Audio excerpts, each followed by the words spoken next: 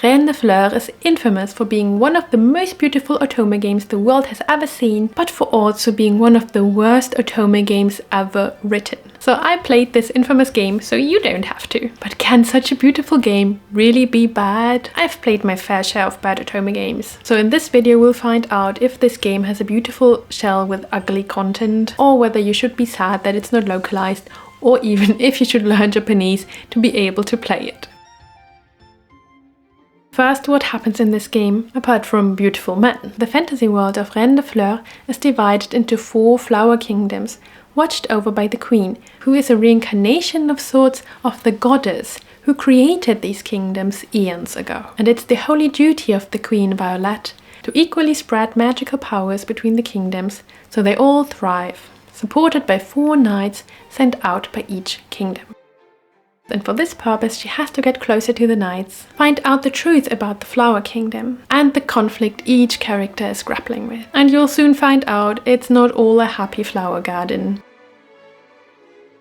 One of the knights is Leon, who wasn't initially selected to be a knight, but fought so hard to become one, even risking his own death. And once they finally meet, he immediately hugs her and confesses his undying love for her. What a start! And his route continues with his undying love. There are a lot of sweet scenes when Leo goes crazy about how lovely Violet is, and not only promises his unyielding love, but also his loyalty and supports her to the best of his abilities, wanting her to not only fulfill her duties, but also let herself be a girl who can cry in the arms of her lover. This might sound very cookie cutter if there wasn't a plot about Leon's second personality that is connected to the truth of the kingdom. So I think it's fair to say his route didn't tell 1 love story, but 2 fateful love stories, fighting against fate and all the odds to save the world and get their happy ending. While the love story was cute, the plot felt bittersweet to me, and gave this at first glance happy and maybe slightly shallow seeming Leon interesting depth and a heart-aching route.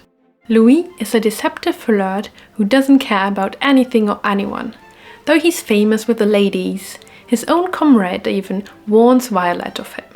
And in his route it becomes clear that all the characters are only puppets of the world. But Louis is fed up playing this twisted game. While his backstory was really interesting, though it was revealed very early in the route, it made the love progression almost impossible, and I only felt the dookies near the end of his route. So Louis is another tragic route with a flirt character who is an empty shell until he meets the heroine, a trope I'll probably never get sick of. Gisela is the strongest knight, stemming from a rough country of soldiers. But as in his country only men have power, he needs time to judge for himself whether a woman can be a worthy queen, or whether she needs to be protected by him. Having grown up peacefully, he believes Violet will never understand the circumstances and the suffering he grew up with. But of course, as he gets to know her, he grows to admire her strength and admits that she as well has a heavy fate to carry, and that his love will actually become a threat for Violet. And how I love the hard shell soft core trope and dangerous love trope. That might be why I loved Gisela the most. He's by far my favorite character of the game, and his route was the most memorable for me. Seeing him fight against his fate until both decide they want a future together, no matter what, felt so dramatic and tragic to me. So without a doubt he earns my Sexiest Demon Alive award for this game. Orpheus is an orphan with amnesia, a horrible combination if you ask me, and yet got elected to be a knight, though he doesn't really want to and never even had friends. Wonder why they chose him. Orpheus knows that this world is broken, but as he's already in love with Violet after the common route, he tries everything he can to save Violet and the world. And he's the first route that actually has a chance to make this world a better place. To some extent that kind of made his route feel like the true route, but at the same time also lost the romance focus over all the plot happenings, and was very much about the truth behind Orpheus and them saving the world. He was a sweet character, but also because of that, a love development I couldn't relate to. Lastly, Hubert is something like the actual true route, I guess. At least you finally get the full picture about the truth about the kingdom, about how the world was created and how the problems ought to be solved. Again, I like the conflict Hubert is entangled in, as it felt very dramatic to me, as he, like Violet, is torn between love and duty, what just makes for a juicy conflict. Yet the end was bittersweet again, but one of his bad ends lives in my heart rent-free. I don't think you need me to tell you how gorgeous the art in this game is. You might know from Variable Barricade or Want of Fortune. Be it the stunning and romantic CGs, of course. Be it the breathtaking backgrounds. Be it the classical background music that sounds like a ballet of Tchaikovsky. Be it the sprites, be it the voice acting with Tsukuyomi from Olympia Soiree, Takeru from Calyx Malice, Shelby from Cupid Parasite, or Kuroba from Olympia Soiree. The art alone is reason enough to get the game, if you ask me. Well, we do have a royal fantasy kinda historical setting here, so the kanji are also quite flowery. Whenever you need some elegant kanji, this is your game. Definitely not for beginners, but more suitable for advanced learners. Especially as there also is gameplay with timed choices. If you have played the game in Japanese though, please help vote for the difficulty on my website. Or if you want to learn Japanese with Otome games, feel free to sign up for my newsletter or even become a Patreon like these lovely people to get some Japanese learning help or early access to my videos.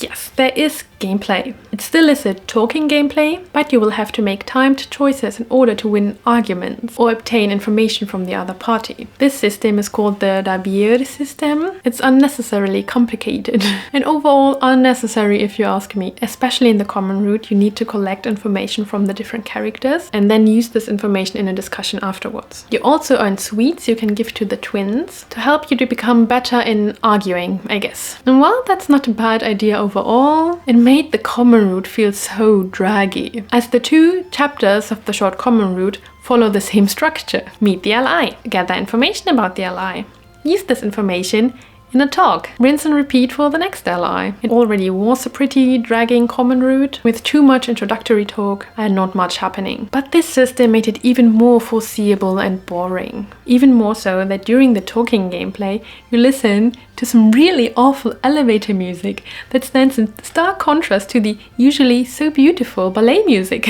And there usually occurs no CG during the talking section, which kind of, I don't know, took away some tension, I guess. They also wasted a lot of time explaining the system that seems to only exist to make the game longer. But in my opinion, it adds nothing to the game and it only feels dragging. This gameplay also occurs later in the route, but there it feels even more forced and unnatural and irrelevant to the overall story. I honestly practically never like gameplay, so maybe I'm being harsh and biased here, but for me this gameplay added nothing of value for the game, quite the contrary. You already heard that this game is not a beautiful happy flower game, but a tragic, twisted game in a distorted world. You start wondering why anyone would sacrifice anything to save this broken world. And I would say that 3 of the characters don't even get a proper happy ending, but it's rather bittersweet. The game is mainly about finding out the truth about the world and the true identity and characters of the LIs, which makes the game character-driven. Each LI has a personal conflict and secrets to overcome together with the heroine, so that in the end they can change their fate together, and with that also change the fate of the world. And with this focus on characters, also the side characters play a vital role, be it either indeed for the fate of the world, or that in between desperate decisions you can witness some light-hearted banters, when Leon is being scolded for being too much of a puppy dog, or Louise for being too much of a liar. Though the goal is to save the world, this is not possible without their unyielding love, which despite the setting made the game feel very romantic to me. Though some love developments could feel rushed and shallow, and I didn't always understand why they are in love now exactly. Other routes told a love story against all odds. I wouldn't call the routes steamy, but still I feel there were passionate scenes, even more so emphasized by the tragedy of their love. This game really is the gamification of moral dilemma. No matter what you do, your choice will be wrong and devastating. That is why the game has about 40 bad ends. This is bad end lover heaven. And as I do enjoy my bad ends from time to time, I have played them all and loved them all. I think the bad ends in this game are super fun, tragic and creative, but it makes the most sense to play them after you've completed all the routes to really understand what's going on in these bad ends. So basically you can say this is a game about bad ends, as even the good ends don't always feel utterly happy. It's not as bad as in games like Virge, but the game wants to make you feel torn between love and duty.